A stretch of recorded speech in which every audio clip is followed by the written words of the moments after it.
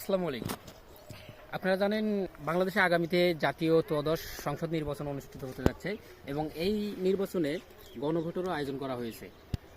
গণভোটে হ্যাঁ মানেই জানেন বিশাল একটা পরিবর্তন। বাংলাদেশের এই গত 54-55 বছরের রাজনীতিতে বিশাল এক পরিবর্তন চলে আসতেছে, যেখানে জবাবদিহিতামূলক এবং সম্পূর্ণ দুর্নীতিমূলক একটি বাংলাদেশ গঠনের পরিকল্পনা করা হয়েছে।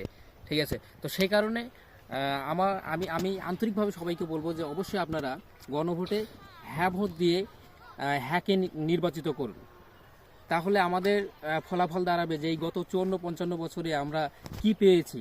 আমরা সাধারণ মানুষ, সাধারণ জনতা, আমরা সবসময় বৈষম্য শিকার হয়েছি। আর এই হ্যাঁ যদি নির্বাচিত হয়, তাহলে আমরা অবশ্যই পরবর্তীতে একটি আধুনিক, উন্নত এবং জবাবদিহিতামূলক সরকার গঠন ব্যবস্থাকে আমরা প্রতিষ্ঠিত করতে পারবো এবং বাংলাদেশকে উন্নতির শিখরে নিয়ে যেতে পারবো। তাই আমার বিনত অনুরোধ যে আপনারা সবাই গণভোটে হ্যাঁ ভোট দিন এবং হ্যাঁকে নির্বাচিত করুন। সেই সাথে আরও বলবো যে যেসব প্রার্থীরা এবং যেসব দলীয় লোকজনেরা আপনাদেরকে না ভোট দিতে বলবে, তাদেরকে আপনারা বয়কট করুন। কারণ তাদের মনের মধ্যে শয়তানি লুকিয়ে আছে।